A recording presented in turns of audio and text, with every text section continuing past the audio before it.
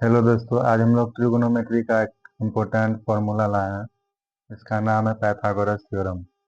वैसे तो ये थ्योरम यहाँ पे प्रूव नहीं करना है, सिर्फ इसके बारे में बता देना ये क्या होता है, इसका यूज क्या है ट्रिगोनोमेट्री में। तो आज हम लोग बताएं टुडेज टॉपिक पाइथागोरस थ्योरम। तो पाइथागोरस थ्योरम क्या है? सबसे पहले ये जो थ्योरम है ये सिर्फ राइट एंगल ट्रायंगल में लगता है। इसके अलावा और कोई भी दूसरा ट्रायंगल में नहीं लगेगा। जैसे यहाँ पर ये राइट एंगल ट्रायंगल है, ए बी सी, ये एक राइट एंगल ट्रायंगल है। और ए सी बी ये एंगल थीटा है। थीटा के सामने वाला जो साइड होगा वो परपेंडिकुलर होगा। ये चीज़ बहुत बार बता चुके हैं।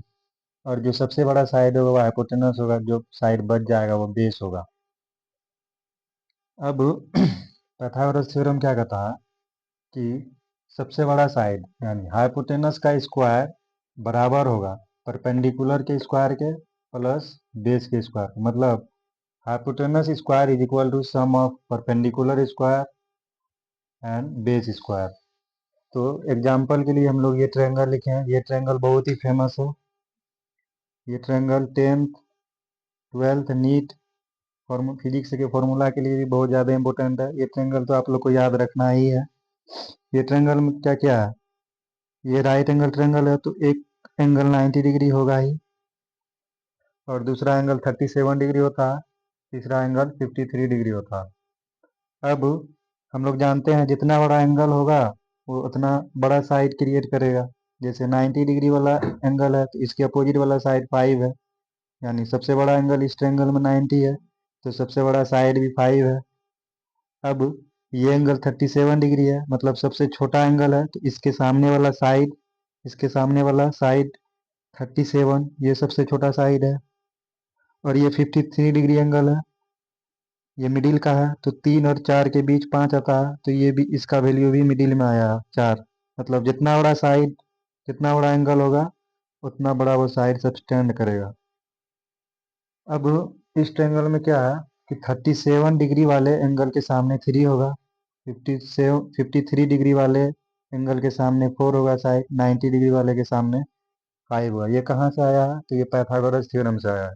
जैसे अगर हम लोग ये 3 परपेंडिकुलर परपेंडिकुलर 3 का स्क्वायर किए, अब पाइथागोरस थ्योरम क्या बोलता है?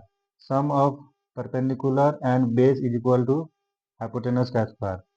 तो हम लोग परपेंडिकुलर 3 का स्क्वायर बेस 4 का स्क्वायर इज इक्वल टू किसके बराबर करना है हम लोग को? हाइपोटेनस के बराबर। तो 3 का स्क्वायर प्लस 4 का स्क्वायर इज इक्वल टू 5 का स्क्वायर। तो 3 का स्क्वायर 9, 4 का स्क्वायर 16, 5 का स्क्वायर 25।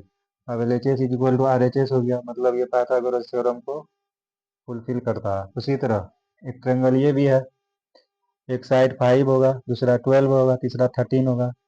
ये ट्रायंगल भी पाइथागोरस थ्योरम को फुलफिल कर रहा है। क्यों?